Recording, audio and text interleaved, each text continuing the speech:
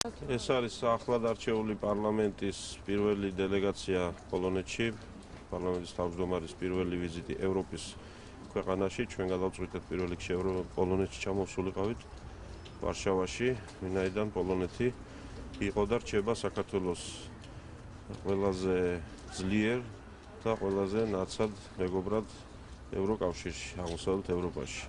ჩვენ ბევრი გვაკავშირებს ერთმანეთთან სამწუხარო საერთო ისტორია გარკვეული წლების განმავლობაში და ბოლო წლებში დღესაც ურთიერთობა ქვეყანას შორის არის საუკეთესო. ჩვენ ჩამოვედით, რათა გვეთქვა ჩვენი მეგობრებისთვის, კოლეგებისთვის, რომ წარმოვადგენთ ახალ მთავრობას, მაგრამ იმავე საქართველოს.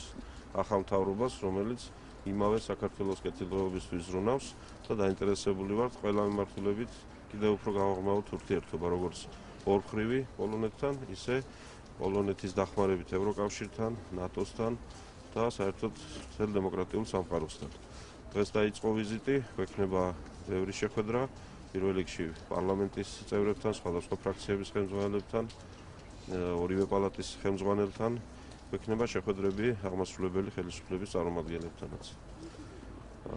დღეს საჭიროდ და აუცილებლად ჩავთვალეთ მოვსულიყავით აქ, უცნობი ჯარისკაცის საფლავზე, სადაც მრავალი პოლონელი გმირი განისვენებს, რომლებმაც სხვადასხვა პერიოდში, სხვადასხვა ომების დროს და სხვადასხვა მოვლენების დროს თავი შესწირეს თავიანთი ქვეყნის თავისუფლებას, თავიანთი ქვეყნის ღირსებას.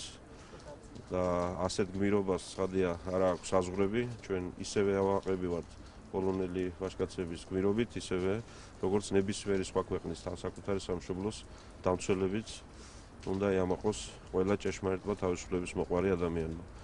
ერთს კი შევნიშნავ, რომ გმირები, ასეთივე მამაცი ვაჟკაცები საქართველოს არასდროს აკლდა, მაგრამ მათი ისეთი დაფასება, როგორც კონკრეტულად პოლონეთშია, ჩვენ ჯერ კიდევ მისაღწევი გვაქვს. გარდაცვლილებისას და ცოცხლებისაც. და ხედავთ თუ რა პატივით ეპყრობიან ისინი თავიანთ ისტორიას და იმ ხალხს, ვინც ცოცხლე შესწირა საკუთარ სამშობლოს. მე ვისურვებდი ესეც გაგვეთვალისწინებინა ჩვენს ქვეყანაში, საქართველოში და დავაფასოთ ის ადამიანები, რომლებიც დღეს იცავენ იარაღით ხელში თავის ქვეყანას და რომლებმაც თავიანთი სიცოცხლე თუ ჯანმრთელობა შესწირეს მას.